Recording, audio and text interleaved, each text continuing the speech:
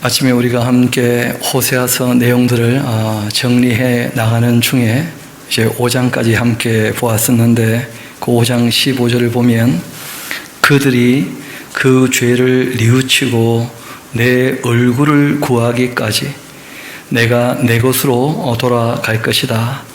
그들이 그렇게 고난받을 때 나를 간절히 구할 것이다. 이렇게 말씀하신 것을 예언자가 알아들은 거예요.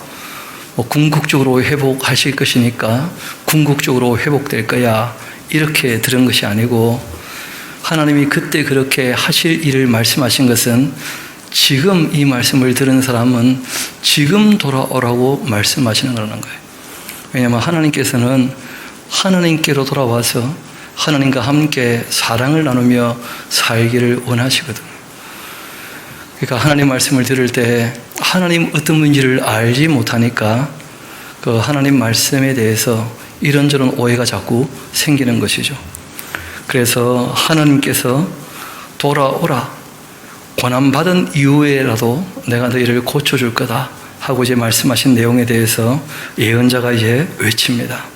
그것이 오늘 읽었던 본문 말씀이기도 하고, 예언자가 정말 알기를 원하는 것은 본인이 하나님 경험 같은 경험을 해봤잖아요. 음란한 여인을 맞이해서 그 음란한 아이들을 놓고, 그리고 그들과 함께 살아보고, 또 도망갔던 부인 자기가 찾으러 가서 돈 주고 찾아오고, 이런 것들을 다 경험해 보면서 우리가 너무 하나님 마음도 모르고 전혀 하나님 입장을 고려도 안 해보고 우리가 너무 자기만을 위해서 살지 않았는가, 그런 얘기를 이분이 하시게 되는 겁니다. 오라, 우리가 여호와께로 돌아가자. 여호와께서 우리를 찢으셨으나 도로 낫게 하실 것이고 우리를 찢었으나 싸매어 주실 것임이라. 여호와께서 이틀 후에 우리를 살리시며 셋째 날 우리를 일으키시리니 우리가 그의 앞에서 살리라. 그러므로 하나님께 돌아가려면 그분이 누군지 알아야 될 거 아니에요, 그렇죠? 우리가 여호와를 알자. 힘써서 여호와를 좀 알자. 그 하신 말씀을 잘 들어보고 그분이 원하고 바라시는 것이 무엇인지, 또 특별히 이제 이 호세아 같은 경우는 이런저런 경험을 해보면서 하나님의 마음도 좀 더 헤아리게 되어지죠, 그렇죠? 그 하나님 좀 알자는 거예요. 그런데 힘써서 알자는 거예요. 여러분, 뭘 알게 될 때는 그냥 알게 되는 거 별로 없습니다. 집중을 좀 하고 힘을 좀 쓰고 이렇게 해야지 알게 되거든요. 우리가 흘려 듣는다 이런 말 있지 않습니까? 흘려 들은 것은 마음에 남지 않습니다. 좀 힘써야지 우리 마음에 남아나는 것이죠. 그러므로 우리가 여호와를 알자. 좀 힘을 써서 여호와를 알자. 왜냐하면 그 하나님은 변함없으신 분이라는 거예요. 성실하신 분이시고, 그러니까 우리가 힘을 쓰면 얼마든지 알 수 있게 된다는 거예요. 하나님이 도망가시는 분이 아니니까, 조석변 하시는 분이 아니시니까. 그가 나타나시는 것은 새벽빛같이 어김이 없나니, 비와 같이 땅을 적시는 늦은 비와 같이. 그 이스라엘 땅에는 우기와 건기가 아주 명확하거든요. 그래서 태양이 뜨는 것처럼 아침에, 또 우기와 건기에, 그 건기에는 비가 안 오고 우기에는 비가 오는 것처럼, 특별히 이제 이른 비는 가을 비고 늦은 비는 봄비라 이런 말씀드렸잖아요, 그렇죠? 그런 비처럼 우리에게 임하실 것이다 하고 이제 이 예언자가 외친 거예요. 그런데 그 시간이 조금 간격이 있는 것이죠. 지난번 말씀드렸던 것처럼 예언자들이 그 외칠 때 그 한목의 이걸 전체를 외친 게 아니고 그 외치고 또 조금 간격이 있고 또 외치고 이제 이런 것인데, 예언자가 그렇게 우리가 하나님을 힘써 알기를 원한다 하고 얘기를 하고 시간이 조금 지났을 때 하나님께서 그 안타까운 마음을 얘기하셔요. 예언자가 그렇게 외치지만 이스라엘 백성들이 너무 안 듣는 거예요. 알려고도 안 하고. 그리고 또 역사를 보면 그들이 힘들고 어려울 때는 하나님께로 돌아오는 것처럼 도와주시라 딱 그렇게 하는데, 정작 그 사사를 통해서 그들을 건져주시면 그다음부터 하나님을 알려고 안 하고 금방 하나님을 떠나버리는 거예요.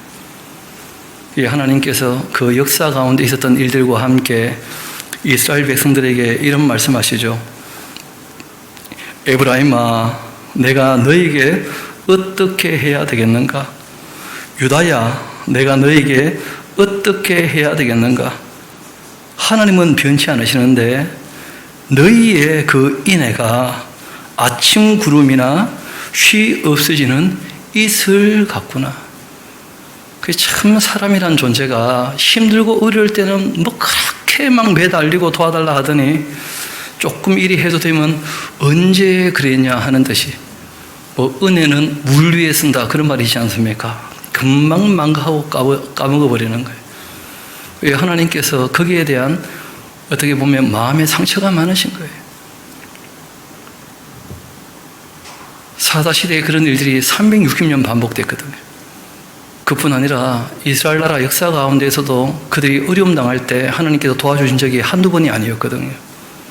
그런데 말 그대로 아침 구름처럼 쉬 없어지는 안개처럼 하나님을 향한 그 사랑이라는 것이 너무 휘발성이 강해. 잠시 사랑하는 것처럼 하다가 금방 사라져버리고 말아요. 그러므로 내가 선지자들로 그들을 칠 수밖에 없었다. 끊임없이 하나님께서 예언자들을 통해서 책망하고 권면하고 그렇게 하셨다는 거예요. 결국 내 입의 말로 그들을 죽였다. 나의 심판은 빛처럼 나오느니라. 그리고 6장 6절은 우리가 꼭 외워둘 말씀이고 예수님도 인용하신 말씀이기도 한데 우리 6장 6절은 좀 박스를 쳐놓고 같이 한번 읽어봅시다. 시작. 나는 인애를 원하고 제사를 원하지 아니하며 번제보다도 하나님을 아는 것을 원하노라. 사랑이 있으면 사람을 대하는 것도 하나님을 대하는 것도 좀 많이 달라질 텐데 그 종교 생활에 대해서 어떤 종교 의식이 본질인 것처럼 오해를 하는 사람들이 많다는 거예요. 그러다 보니까 사랑도 없이 그리고 진리도 없이 하나님 어떤 분인지 알지도 못하면서 알려고도 안 하면서 어떤 종교 의식만 행하면 그 신에게 어떤 도움을 받지 않겠는가 하는 식으로 하나님을 오해하는 사람들이 너무 많았다는 거예요. 하나님은 말씀하십니다. 나는 인애, 그 헤세드, 그 사랑을 원하는 것이고 제사라고 하는 그 의식 자체를 원하는 것이 아니라는 거예요. 하나님을 사랑하기 때문에 그 하신 말씀에 순종해서 제사를 하는 것이지 제사라고 하는 그 행위 자체가 본질이 아니었다는 거예요. 사랑 없이 오는 것이 무슨 의미가 있습니까? 예수님도 똑같이 말씀하시죠. 하나님은 영이시니까 예배하는 자는 영과 진리로. 정말 영이신 하나님을 사랑하고 그 주신 진리를 따라 사는 것, 이것이 제사의 가장 기본이었거든요. 또 말씀하시는데 번제보다도 하나님을 아는 것, 이걸 나는 원하고 있다. 하나님 알려면 방법은 한 가지입니다. 그분이 자신을 계시하셨어요. 그 일반 계시라 그러지 않습니까? 그렇죠? 그리고 또 우리가 성경을 뭐라 그럽니까? 특별 계시라 그래요. 하나님께서 자신을 계시하신 것에 대해서 우리가 알아야지만 계시하신 대로 알 수 있는 거예요. 그러니까 공부하지 않으면 하나님 알 수 없습니다. 체험으로 안다, 느낌으로 안다, 그건 말이 안 되는 거예요. 우리에게 계시를 해주셨기 때문에 그 계시하신 것을 공부를 해야 돼요. 그래서 우리가 말씀을 읽기도 하고 또 자연과학을 연구하기도 하고 우리가 이렇게 저렇게 하나님 창조하신 원리를 배워가는 것인데 문제는 하나님 창조하신 세계를 보면서도 진화적 사상을 가지고 인간이 스스로 있는 존재라고 오해를 하고 자기가 자기 인생의 주인이 되어 있으면 그러면 만물의 이치를 보고서도 하나님을 발견하지 못합니다. 자기가 주인이니까. 로마서를 보면 바울이 그런 얘기를 하죠. 하나님께서 만물 가운데 하나님 계신 것을요 분명히 보여 다 알게 하셨다는 거예요. 근데 사람들이 일부러 그것을 잊어버리고 싶어 한다는 거예요. 자기가 주인 되고 싶으니까. 몇 번 말씀드렸습니다마는 잘 아시는 것처럼 이 물리 법칙이나 또는 우리의 철학이나 무에서 유가 생길 수는 없거든요. 물질은 스스로 존재할 수 없는 거예요. 그렇다면 당연히 초월자의 초월적 능력이 필요한 것이고 그분이 바로 스스로 계시는 하나님이시거든요. 무에서 유가 생길 수 없다면 하나님은 어떻게 있느냐? 그 물어보는 사람이 있다고. 하나님은 스스로 계시기 때문에 하나님이시고 초월자의 초월자. 그건 설명으로 되는 게 아닙니다. 우리가 그 하나님의 이름 스스로 계시는 그분을 우리의 신으로 믿는 것이거든요. 사람들이 하나님 아는 것을 별로 원치 않는다는 거예요. 자기가 주인 되고 싶으니까. 그들은 아담처럼 언약을 어겼고 그 죄라고 하는 게 뭐냐? 그 하나님 말씀 안 따르는 게 죄죠. 하라고 하는 걸 안 하거나 하지 말라고 하는 것을 하는 것 이런 게 다 죄거든요. 알고 보면. 뭐가 죄겠습니까? 하나님께서 선악과 먹지 말라고 했잖아요. 그걸 먹은 게 죄예요. 과일 하나 먹었다고 문제가 되느냐? 관계에 대한 이야기예요. 하나님이 하지 말라고 했는데 그걸 했다는 거예요. 하나님 앞에 그게 죄가 되는 거예요. 거기서 또 나를 반역한 것이었다. 길랏은 악을 행하는 자의 고을이다. 길랏은 잘 아시는 것처럼 요단 동평단이죠, 그렇죠? 거기에도 피 발자국이 가득 찼다는 거예요. 억울한 사람이 얼마나 많이 죽었는지. 또 강도떼가 사람을 기다린 같이 심지어 일반 백성이 아니고 제사장의 무리들도 세겜길에서 딱 길목을 막고서 가는 죽어는 살인을 하는 거예요. 살인을. 그럼 세겜이라는 곳이 잘 알지 않습니까? 에발산과 그리심산 그 사이 복과 저주가 선포되었던 바로 거기가 세겜성이고 굉장히 의미 있는 도시였거든요. 근데 제사장들이 그 길목을 지켜서 가지고 사람을 죽여가면서 자기 이익을 취하니까 그들이 그렇게 사악을 행하고 있구나. 내가 이스라엘 집에서 아주 가증한 일을 보고 있다. 거기서 에브라임은 음행했고 이스라엘은 더러워지고 말았다. 그래서 우리가 하나님의 그 성품을 얘기할 때는 꼭 기억하실 게 몇 가지 있다 그랬죠, 그렇죠? 참되고 선하고 의롭고 아름다우시다. 더럽지 않거든. 깨끗하신 것이죠. 악령들을 얘기할 때 더러운 귀신아 그렇게 하는 거거든요. 이스라엘은 다 더러워지고 말았어요. 하나님 앞에서 깨끗하지 않아, 정결하지 않다는 거예요. 심지어 또한 유다여. 여러분 그 1장 얘기할 때는 유다는 좀 괜찮은 것처럼 얘기를 했잖아요. 그 시간이 좀 지난 거예요 벌써. 유다도 점점점 타락하고 있어요. 북왕국 이스라엘이 아수르에 무너지면 그러면 남왕국 유다도 이제 손봐 주실 거예요. 하나님께서. 또한 유다여 내가 내 백성의 사로잡힘을 그렇게 돌이킬 때 너에게도 추수할 일을 내가 정하여 두었다. 내가 이스라엘을 치료하려 할 때 그 에브라임의 죄와 사마리아의 그 악이 드러났었다. 그들은 거짓을 행하며 안으로 들어가 도둑질하고 밖으로 떼지어 노략질하며 내가 모든 악을 기억하였음을 그들의 마음에 생각하지도 아니하거니와 이제 그들의 그 행위가 그들을 애워싸고 내 얼굴 앞에 그대로 있다는 거예요. 하나님께서는 용서하시고 사랑으로 품으려고 그러시는데 그 하나님께 사랑으로 다가오시는 그 하나님을 모욕하고 속이고 아주 지속적으로 반복적으로 악의적으로 하나님을 대하니까 하나님이 어찌 고쳐줄 수도 없는 거예요. 하나님은 정말 고치려고 만나고 싶어 하셨는데 이런 모습이 그때만 그렇겠는가 한번 생각을 해봐야 되는 것이죠. 매주일마다 함께 모여서 하나님께 예배할 때 주의 말씀을 듣기를 원하시는 거 아니에요? 근데 주님 말씀 들려주지도 않고 들으려고도 안 하고 겨우 뭐 딴 얘기만 하다가 세상에 사는 이야기나 하다가 세상 성공만 얘기하다가 얘기가 다 마무리되는 일들을 우리가 종종 보지 않습니까? 이어봅시다. 그들이 그 악으로 왕을 그 거짓말로 지도자들을 기쁘게 하고 있구나. 그들은 다 간음하는 자다. 여러분, 이 간음하는 자라 하고 뒤에 나오는 그 설명을 보면 좀 이해가 되는 것인데, 아마 이분이 그 화덕에서 빵을 구웠던 그 몇 가지 얘기를 좀 해보시더라고요.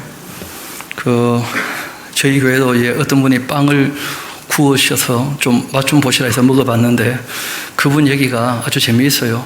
빵을 만들어 보니까 확실히 알겠다는 거야. 빵은 사 먹는 것입니다. 만들어 보니까. 그 제가 들어보니까 확실히 알아요, 확실히. 근데 여하튼 호세아는 하도 부인이 도망 다니니까 본인이 이제 빵을 구워 먹어야 돼요. 화덕에 불을 붙여가지고.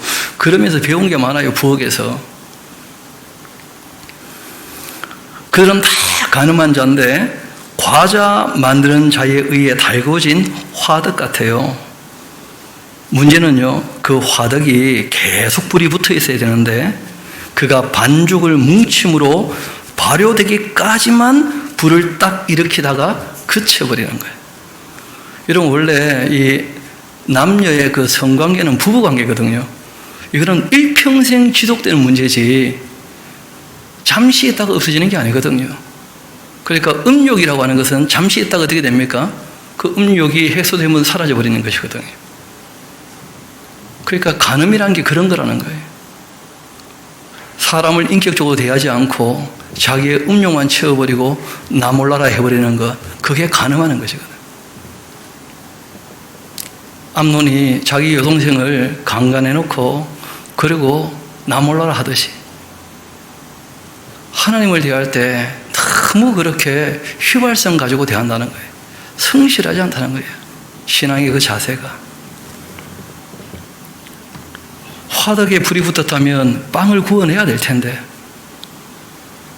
발효되기만 잠깐 불이 붙어 있고 빵 구우려고 그러면 쓸모가 없어져 버리고 아무짝에도 쓸모없는.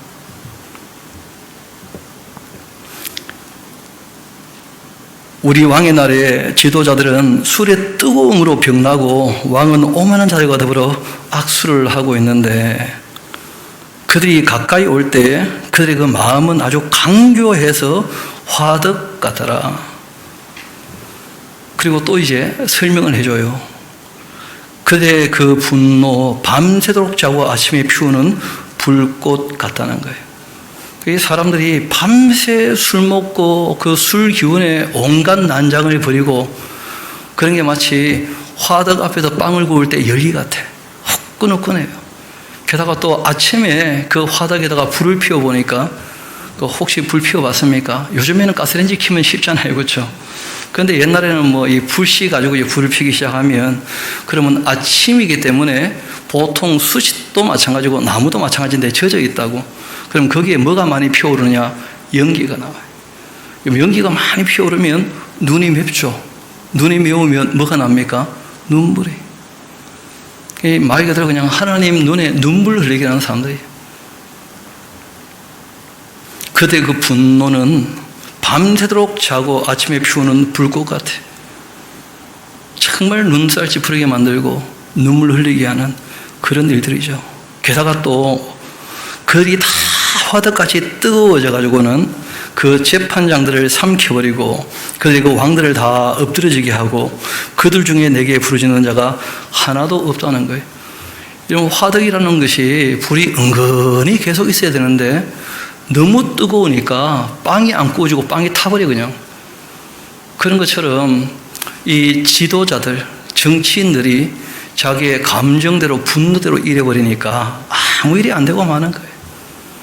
이분이 화덕을 가지고 빵을 구워보면서 실패를 많이 했던 모양이라 보니까 그러면서 그 인생에 대하여 정치에 대하여 얘기를 쭉 하고 그들이 얼마나 하나님 마음을 버성이고 있는지 하는 것을 쭉 설명하고 있죠. 한 가지를 또 더 얘기합니다. 에브라임이 여러 민족 가운데 혼합되어 있다. 그는 곧 뒤집지 않은 뭐라는 거예요? 전병이라는 거예요. 지금 빵이 구워지면 양쪽이 다 구워져야 될 거 아닙니까? 그 뒤집지 않았으니까 한쪽은 구워졌는데 한쪽은 안 구워진 거라. 그러면 먹지도 못하고 버리지도 못하고. 이 무슨 말이냐면 이스라엘 백성들이 혼합되어져 있으니까 이걸 진멸할 수도 없고 내버려 둘 수도 없고 하나님께서 정말 이러지도 못하고 저러지도 못하고. 하나님 입장에서 이 호세아가 생각해 보니까 참 기가 막힐 노릇이라. 예수님도 그런 말씀하신 적이 있거든요. 알곡 중에서 가라지를 뽑아낼 수 없다는 거예요. 심판 때까지. 이유는 가라지 뽑다가 알곡도 다칠 수가 있으니까. 전능하신 하나님인데 참 인간을 대할 때 이러지도 저러지도 못하는 그런 기가 막힌 걸 이 호세아가 본 거예요. 하나님은 전지전능하시니까 다 알고 다 하실 수 있는 것처럼 보였는데 실상 그렇지 않다는 거예요. 이유가 있습니다.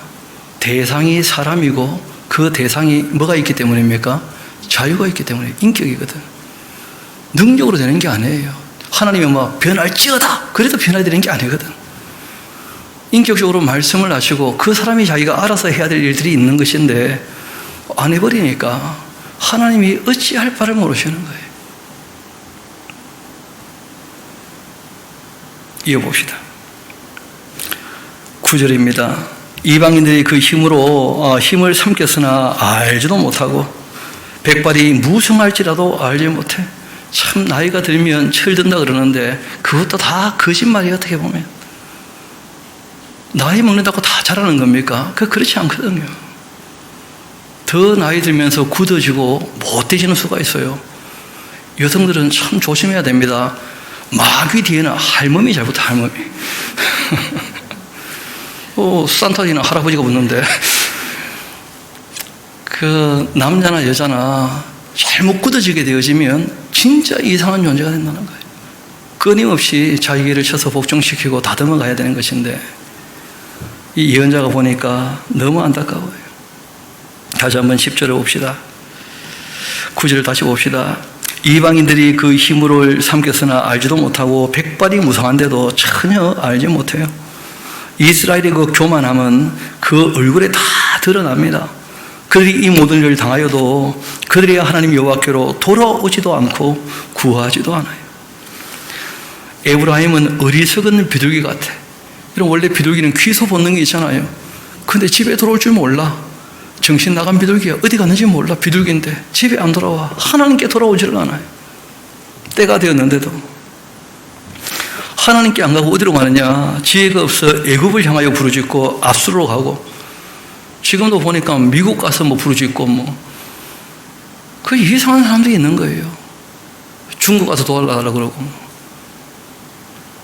우리가 하나님 앞에서 정직하고 정결하게 살아가야지. 여러분, 열강 중에 우리 스스로가 자강되지 않는데 누가 우리를 돕겠습니까?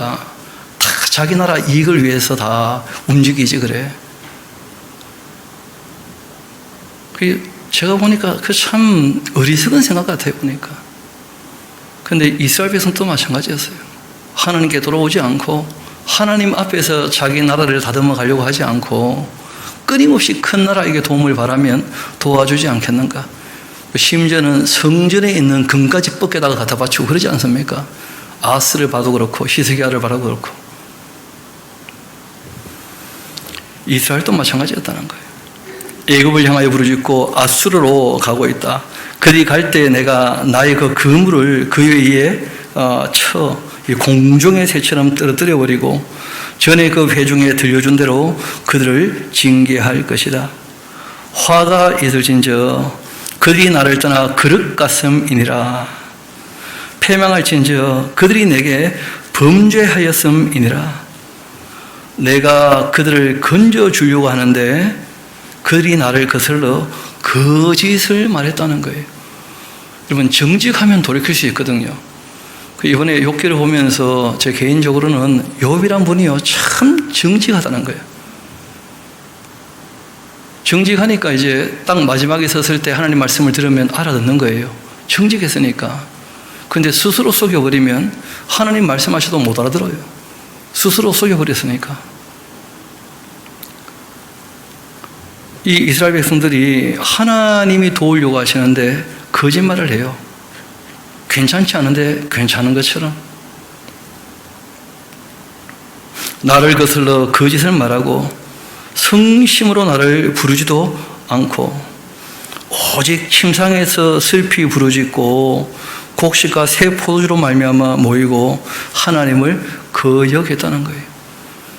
그게 자기들 딴에는 하나님 앞에 울면서 기도하고 눈물로 기도하고, 근데 하나님을 알려고는 전혀 안 해. 그 스스로 속이는 거죠. 내가 정성을 들였다는 거야. 시간을 바쳤고. 근데 실제로 하나님이 원하시는 대로 했냐는 거예요. 그럼 못 만나는 거죠. 아무리 정성을 들여도 시간을 들여도 하나님이 원하시는 대로 안 했으니까.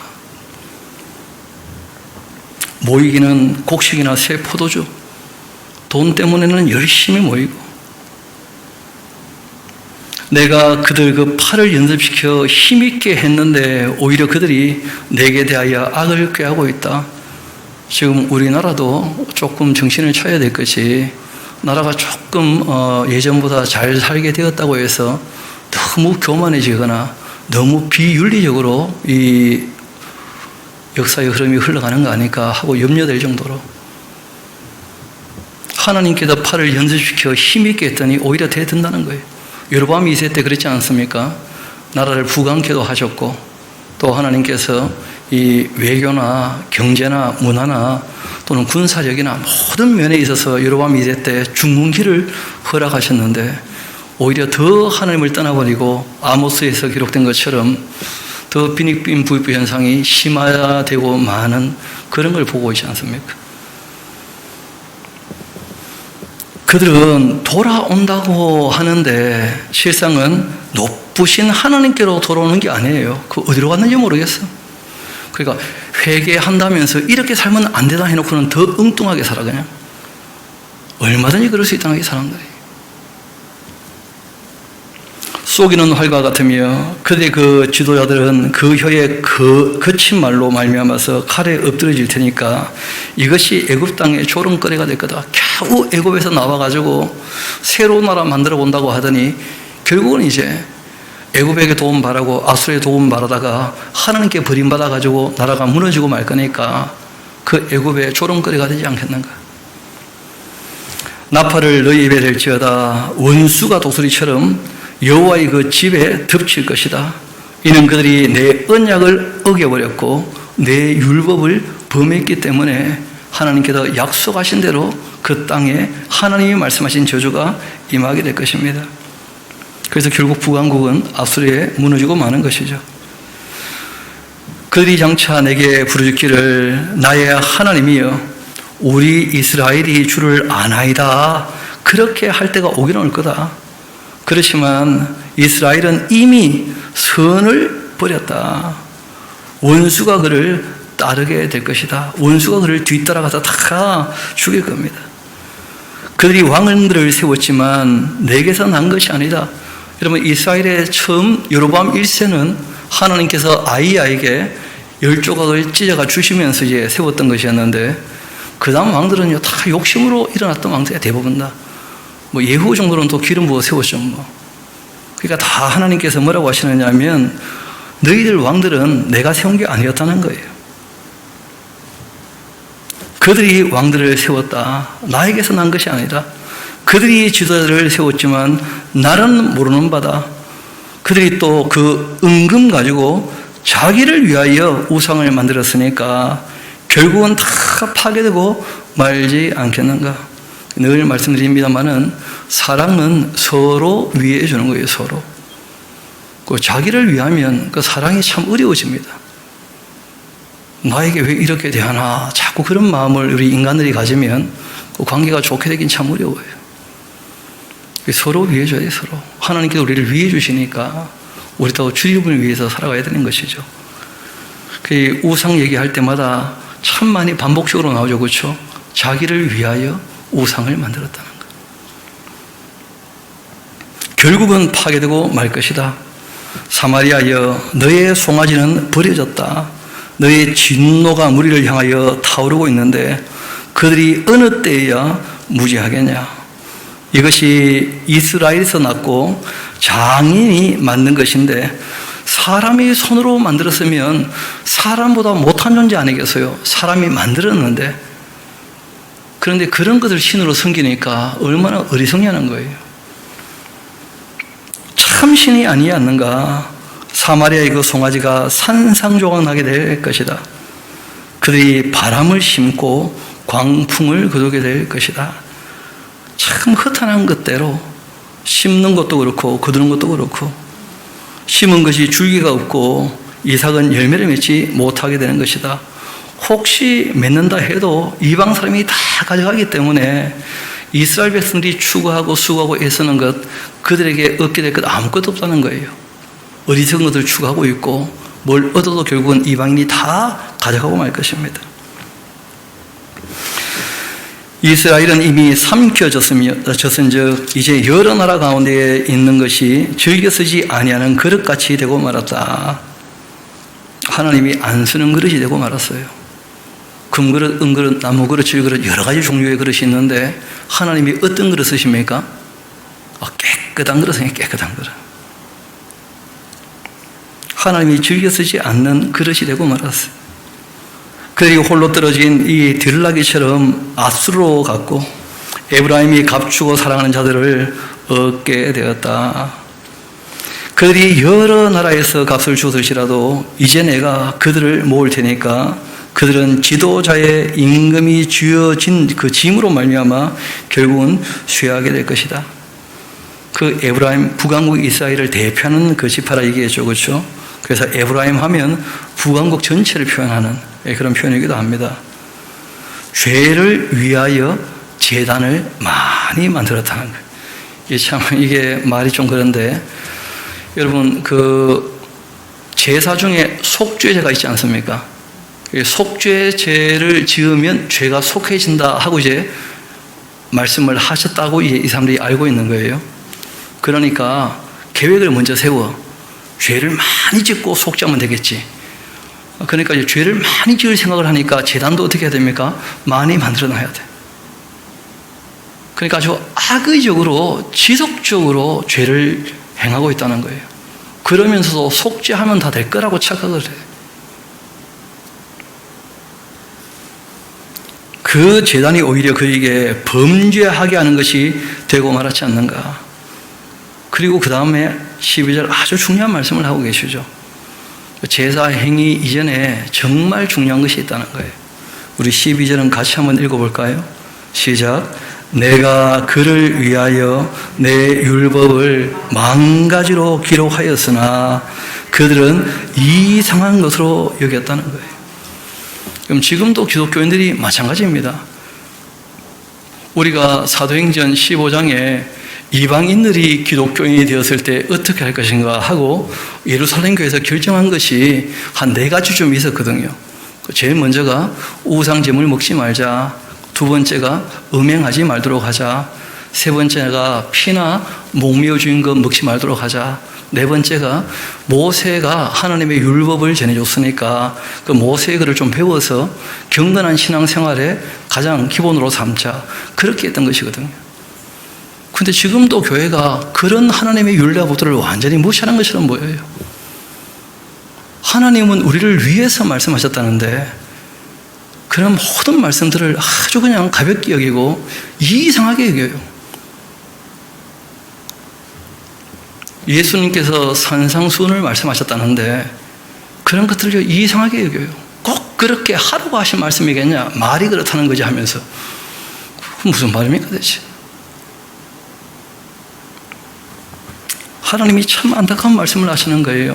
나는 정말 그들을 위해서 그렇게 얘기를 했는데 사람들은 귓전으로도 안 듣는다는 거예요.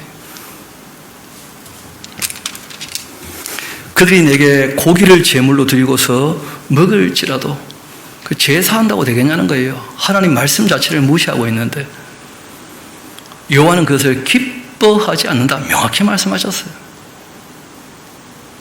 의식 이전에 그 말씀을 잘 듣고 그 말씀을 따르는 삶이 있냐는 거예요. 그런데 하나님이 율례와 법도를 이상하게 생각하고 있으니까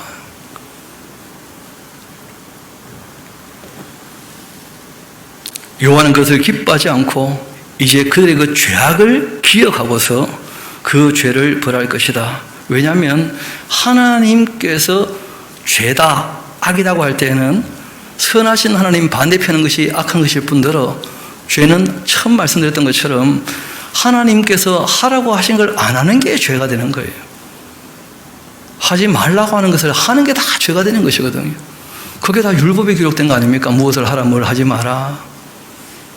근데 그런 걸 너무 가볍게 여겼다는 거예요. 이상하게 생각하고 삶에 그대로 적용할 마음이 별로 없는 거죠.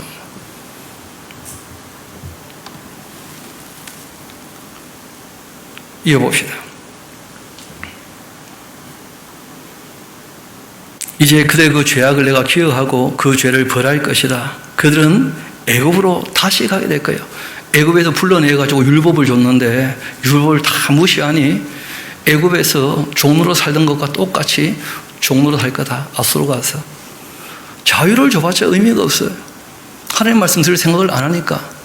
그러니까 남의 노예로 살아야지 뭐. 그런 얘기죠.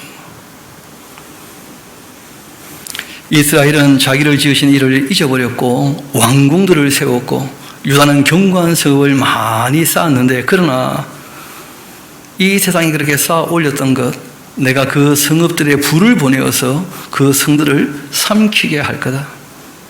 이스라엘아, 너는 이방 사람들처럼 그렇게 기뻐 뛰놀지 말라. 너가 음행해서 너희의 하나님을 떠나버렸고 각 타작마당에서 음행의 값을 좋아한다.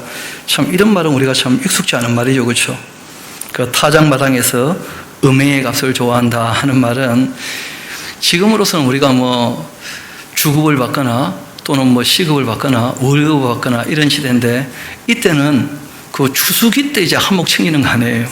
그러니까 이렇게 저렇게 이제 빚을 지고 빌려 쓰다가 타작할 때 그때 사람들이 다 타작마당으로 와서 값을 다 받아가는 거예요. 그 타작마당에서 음행의 값을 좋아한다. 그러니까 음행하면서 빚졌던 것 이때 다 갚는 거예요. 그런 걸 좋아한다는 거예요. 타작마당이나 술틀이 그들을 기르지 못할 거다. 새 포도주 다 떨어지게 될 것이다. 기근이 온다는 게 기근이. 그들은 여호와의 땅에 거주하지 못하게 될 것이고 에브라임은 애굽으로 다시 가고 아수르에서 더러운 것을 먹게 될 거다. 그들은 여호와께 포도주를 부어드리지도 못하며 여호와께서 기뻐하시는 바도 되지 못할 것이다. 전제도 드리지 못하고 그의 그 재물은 애곡하는 자의 그 떡과 같아서 그것을 먹는 자는 더러워지나니 그의 떡은 자기의 먹기에만 숭배될 뿐이라 여호와의 집에 드릴 것이 아니다. 그러니까 이 노예가 될 뿐 아니라 다 죽게 되어지고 하면 다 그냥 제삿날인데 뭐. 그러니까 그 장례식의 떡이라고 하는 것은 다 부정한 떡이거든요. 당연히 하나님께 드리지 못하죠. 다 더러워지게 된다 하고 말씀하시죠. 5절 이어봅시다. 너희는 명절날 또 여호와의 절기의 날 무엇을 하겠냐 그래. 봐라, 그들이 멸망을 피하여 갈지라도 애굽은 그들을 모으고 노부은 그들을 장사 지낼 거다. 그들의 은은 귀한 것이나 찔레가 덮게 될 것이고 그들의 그 장막 안에는 가지덩굴이 퍼지게 될 것이다. 이렇게 북왕국 이스라엘은 곧 망합니다. 형벌의 날이 이르게 되었고 보응의 날이 온 것을 이스라엘은 알아야 한다. 선지자는 어리석게 되었고 신에 감동한 자 다 미친 사람들이에요. 왜냐하면 성령의 감동된 게 아니었거든요. 이는 너의 죄악이 많고 너의 원한이 크기 때문이다. 에브라임은 나의 하나님과 함께한 바둑꾼이며 선지자는 모든 길에 친 이 새 잡는 자의 그물과 같고 그 하나님의 전에는 원함이 있도다. 그들은 기브아의 시대와 같이 힘이 부패하였다. 기브아의 시대에 하는 것이 사사기를 공부했으면 기억날 겁니다. 그 레위 사람의 첩사건으로 말미암아서 그 기브아가 소돔과 고모라처럼 부패하다는 걸 확인하지 않습니까? 또 이 기부하라고 하는 것은 사울의 고향이기도 하죠. 하나님 말씀을 버려서 하나님께 버림받은 그 사울의 고향. 기부하의 시대라고 하는 이런 표현은 사사 시대 같은 시대, 이런 표현이기도 하고, 이스라엘이 정말 소돔과 고모라처럼 그렇게 패역한 시대를 얘기하죠. 그들은 기부하의 시대와 같이 심히 부패한지라 여호와께도 그 악을 기억하시고서 그 죄를 벌하실 거다. 그리고 하나님께서 이런 말씀하셔요.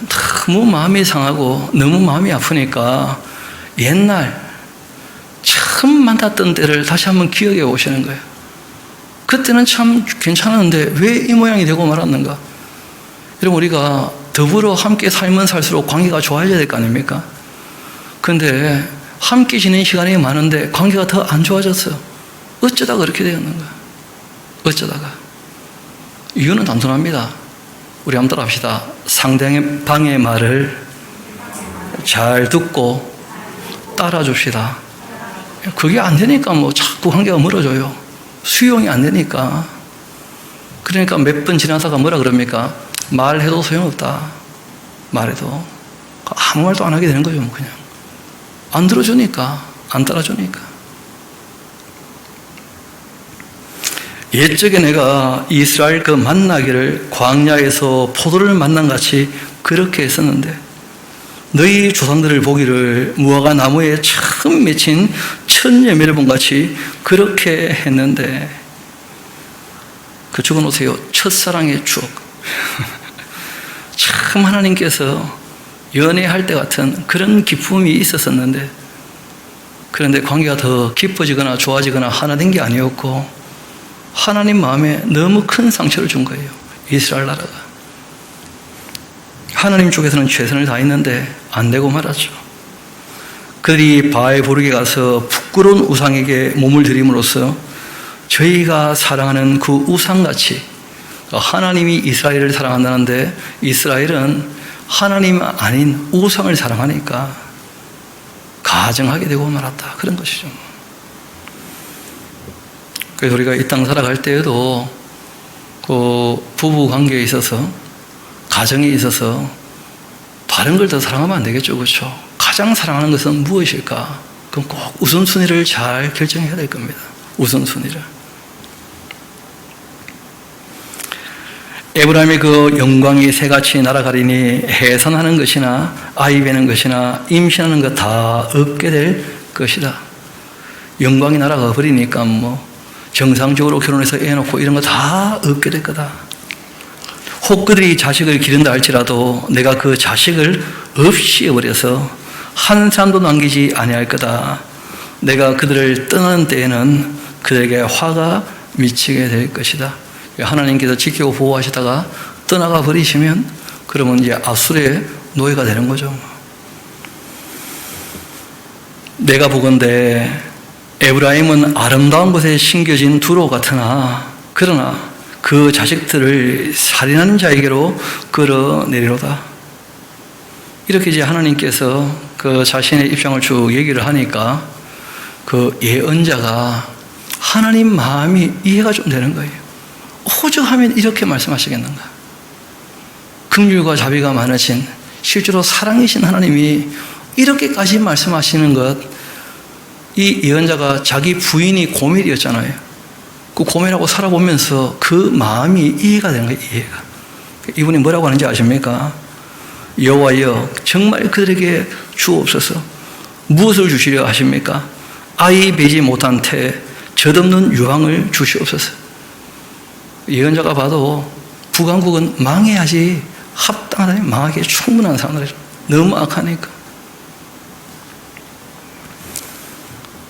왕국이 갈라지고서도 930년부터 721년까지 210년 동안 단 한 차례도 하나님께 돌아오지 않고 끊임없이 타락 일변도로 달려가면서 지속적으로 반복적으로 악의를 가지고 하나님을 적대하고 하나님을 떠나니까 그런 이 역사 가운데 하나님의 마음이 헤아려지니까 이 예언자가 그 마음에 공감돼서 이렇게 얘기를 해요. 그래 그 모든 악이 길갈에 있으므로 내가 거기에서 그들을 미워하였다. 여러분 길갈이라는 거 기억나시죠? 우리가 길갈에 가서 나라를 새롭게 하자 하면서 참 이스라엘에게는 유서가 있고 중요한 도시인데 길갈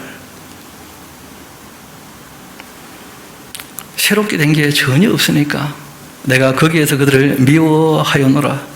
그들의 그 행위가 악하기 때문에 내 집에서 그들을 쫓아내고 다시는 사랑하지 아니할 거다. 이런 게 다 감정적인 표현이다 하는 말씀을 했던 거 기억나실 겁니다. 그렇죠? 왜냐하면 이후에 우리가 또 보게 될 거거든요. 다음 시간에 하나님의 그 긍휼과 사랑에 대한 그 음성도 또 듣게 될 것인데 하나님께서 마음 너무 상할 때 이런 감정이 배어있는 말씀들을 종종 하셔요. 다시 한번 봅시다. 15절입니다. 그들이 그 모든 악이 길갈에 있으므로 내가 거기에서 그들을 미워하였노라. 그들의 행위가 악하기 때문에 내 집에서 그들을 쫓아내고 다시는 사랑하지 아니할 거다. 그들의 지도자들은 다 반역한 자다. 에브라임은 매를 맞아서 그 뿌리가 말라 열매를 맺지 못하나니 비록 아이를 낳을지라도 내가 그 사랑하는 태의 열매를 죽여버릴 것이다. 결국 이 모든 일의 원인이 무엇이냐? 그 17절 그 앞에 딱 박스를 쳐놓으십시오.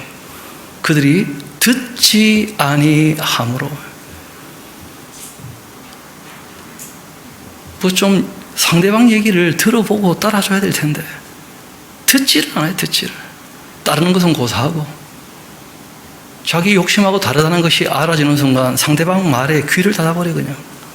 그러면 더 이상 관계가 안 맺어지는 거죠.